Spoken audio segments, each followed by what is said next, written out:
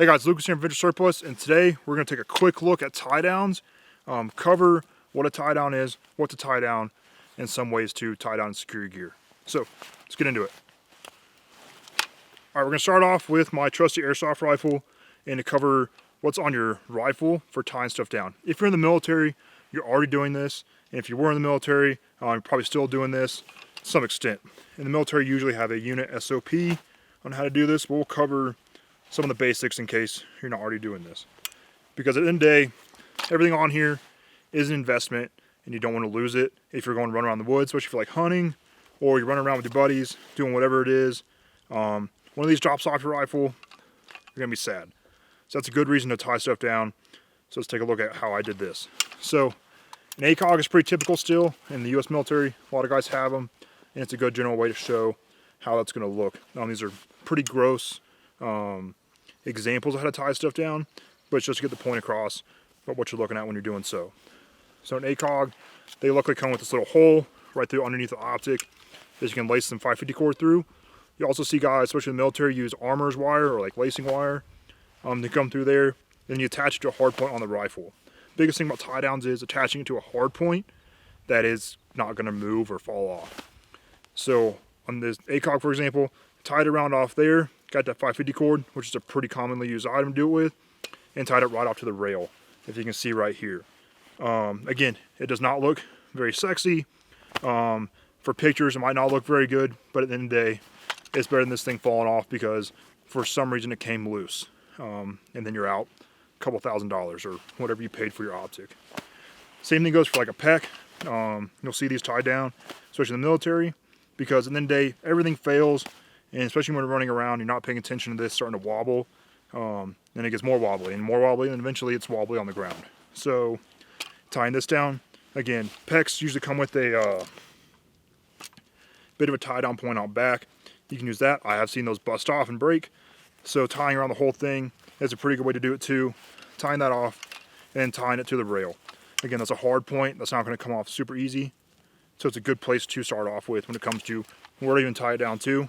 Well, if you lose your rifle, you lose everything in the first place, but you're not going to lose these if they just fall off because they're tied down. So that's a quick overview of what's tied on your rifle. For your optics, just whatever mount you're using to mount it onto your rifle, good way to start, and then going from there, just figuring out the good hard point. Obviously, this might get in the way of some other things, but military use, typically it's about as much you can have in your rifle in the first place, other than a light. So, yep. Let's talk about gear now. So some gear you might want to tie down. Biggest one most guys will have on themselves is a compass. So tying this down to your kit, and now when I was in the military, biggest thing I was told is don't tie down to a pouch. A lot of pouches come with tie down points. It's tie it down to your kit. So again, that's up to you on that one. Your pouch isn't coming off super easy, but again, I know where they were coming from when they taught me that. So compass is a good example of something you're going to tie down, and to show the most basic way to tie something down is find that hard point on that item, or that's looping around the item. It has a tie down point. Getting 550 cord is the typical. Sometimes you see bungee cord or, elastic, kind of whatever it is. And then get a good secure clip that is tied down to. So this one's like a HK type clip. S carabiners are a big one too, or any little locking carabiner is going to be a big one. Something that's not just going to easily open up, come off wherever you have it attached to, and you're going to drop this wherever it is. For a compass, it's always nice to have these tied down because make sure it's arm's length so you can actually use it, or pass it off quickly to a buddy right next to you. But again, it's, oh no, I dropped it, it's still on me. You also see guys use these tied down to their pockets, or on the belt loop, drop in their pocket. It's not going to get lost easily if it falls out of your pocket. So compass is a big one, and a good starter example, what to tie down, how to tie it down. So from there, you can get a little fancier.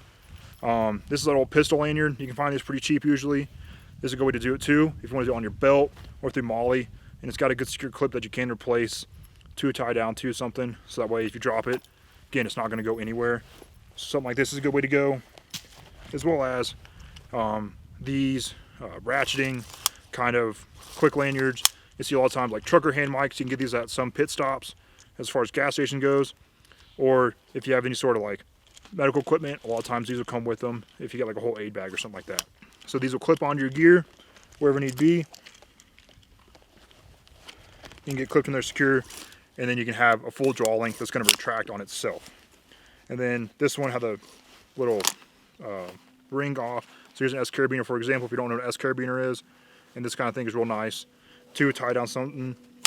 These aren't locking. You can get locking ones, so it doesn't lock as it is. You can tape around it, zip tie around it or something like that to make sure it's super secure. But those are really your three kind of main ways to tie something down. It's going to be with 550 cord and a clip tied off to the item. These little ratcheting systems like this, where even this one, you can detach it completely from it pretty easily if you need to hand it off. Or something like this where it's a bungee cord of some sort, or a coiled cord like this where you can tie it down, attach it, and you're good to go. It's going to come back to you if you drop it. Another example of something to tie down would be like a spotting scope. You don't want to lose this. I got this on a ratcheting one, tied down to the pouch. Again, up to you where you're going to tie it down to. Pouches usually aren't going to go much anywhere, but again, the hardest point you can find on your kit to tie it down to is the safest place to tie it down to. So, like that. Other things you see commonly tied down is your nods. I don't see a lot of guys outside of the military tying other nods, and I don't quite understand why, because maybe it doesn't look sexy at the end of the day, but that's a pretty serious investment, and everything fails at the end of the day. So if you're running around, definitely recommend tying down nods. And it's the same kind of way. You can use some ratcheting kind of systems like this. There are some more helmet-friendly ones. 550 cord and a good clip is what's usually used in the military, just because that's the easiest thing to get for Joes to get hold of. You tie down your 14s, your 7s.